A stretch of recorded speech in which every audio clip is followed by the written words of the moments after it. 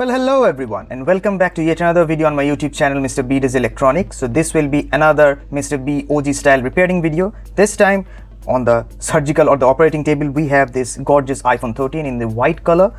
This phone actually belongs to my father and it was operational. The phone is on in itself, as I can feel it vibrate with this mute toggle switch. But the problem is that the display has turned off. Actually there is a hairline crack throughout the display. I don't think it is coming over on the video. But the phone is on, the display is gone. So for this repair we will be going the simplest route. There is no IC swapping, no nothing like that, because it is just for my father who doesn't need any kind of true tone or anything like that. So I have gone with an in-cell LCD display, the cheapest of the bunch, cheapest of the kind that is available in the market. So it will be a simple swapping of the displays with this from the damaged display to this LCD one. So without wasting any more time, let's dive right into the repair video. So before fitting this, I'll be keeping this to the side for now and focus on the phone itself. So for this repair video, I'll be using one of the most simplest and cheapest screwdriver set that is available. There is an Amazon Basics one and it has got the required screwdriver bits required for this, a suction cup, some kind of like thin card to go around, or some kind of prying tool like this, guitar pick, something like this. So first of all, the ones that know already know. Those who don't know or trying to attempt similar repair at home, we have got two pentalobe type screws over here. These are extremely small, but this one has the bit.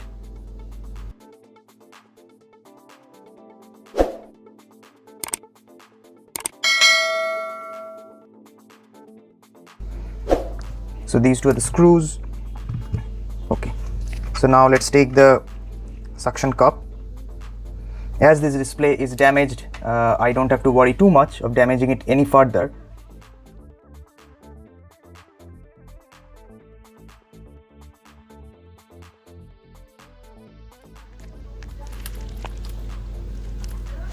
So as you can see, we have made a gap over here.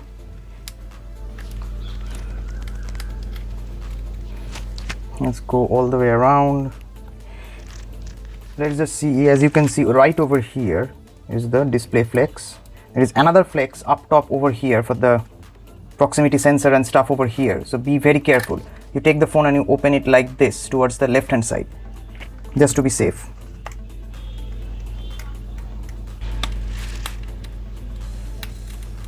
So a quick revelation is that this is already an non-original display, as you can see by the logo GX.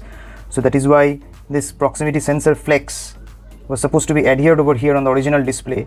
It is not. So I won't be taking this out anymore because this is already adhered. The problem is this metal shield also needs to come out with the display. It has not. And as you can see, it was done by a professional with the IC swap and everything. So I will be keeping this display at hand so that I can get the IC from here in the near future if required. So the next course of action is to take out this plate. As you can see, I've got a screw missing also. I do it myself on my own. I can skip every step there is to save some money or to save some effort, because I'm not charging people. This is my own money, own phone, own everything. But as a technician or a shop, this is actually really bad practice. Nonetheless, so this display is trash. As you can see, the digitizer has also come out. This plate is required. Let's keep it over here. Now let's try to take out this metal plate without tearing anything over here. Okay. So as you can see over here, we have got three of the world's most tiniest screw over here, and it is connected via this flex. Won't be disconnecting this, just trying to disconnect these parts.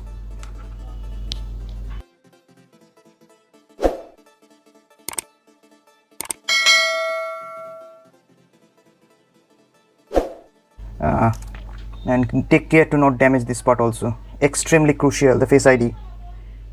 So as you can see over here, I've detached the flex and I can simply take this out. That is all trash. So this will fit right over here like this. So it's always a good practice, I tell it in each and every one of my repair videos, test out the parts that you have bought. So this is the in-cell display. The packaging is really nice. These are the test pads or pads where this flex actually connects where the IC is to be transplanted or something from the original display to get the true tone functionality and everything back, but I am not here to do all those, so let's just test it out.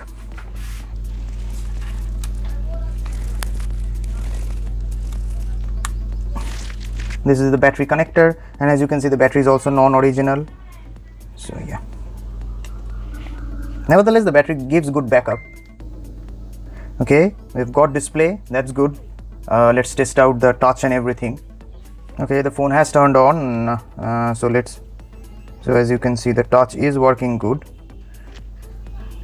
Okay, that's good. The only bad thing is the bezels all around, actually, not just the bottom chin is actually excruciatingly large, but all around also it is quite large. But nonetheless, for the price you have paid, this will actually do okay. Display is working good. For some odd reason we have True Tone over here. Night shift is also working. Let's go into general now.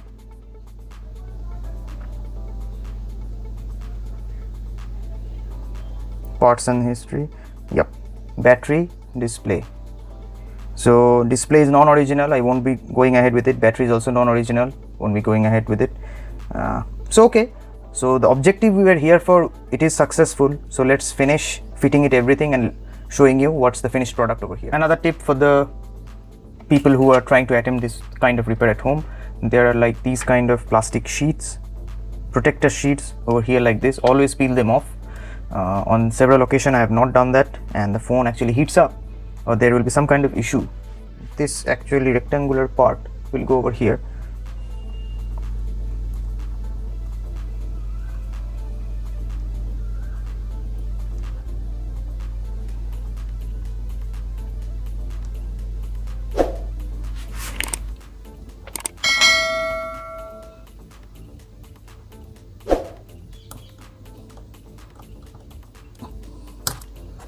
Okay, so as you can see this part is all fitted and screwed on,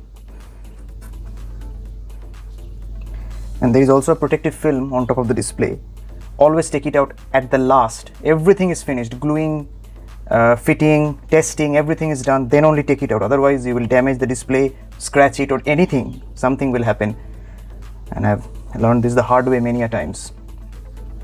So touch seems to work, torch is working, yes. Okay, back camera is working. Okay, front camera is working. Let's see if there is any kind of issue with Face ID or something like that. General, about, okay, only battery and display, no Face ID issue, so that's good.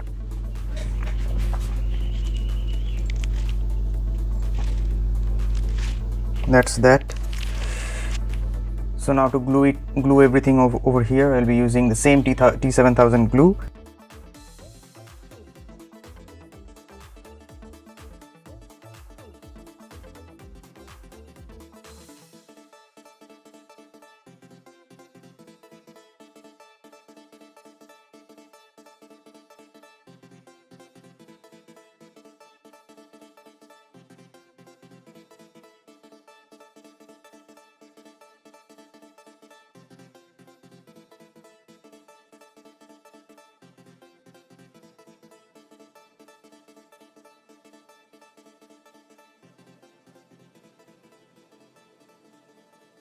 So the display, the trick is to put it, let's use this.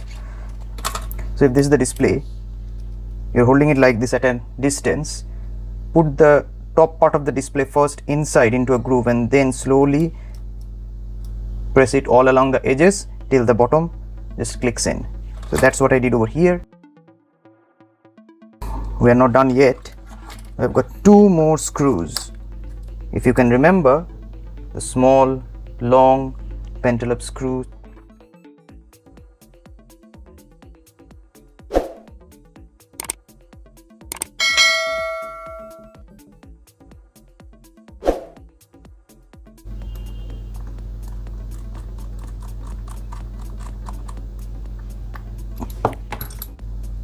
and we're done.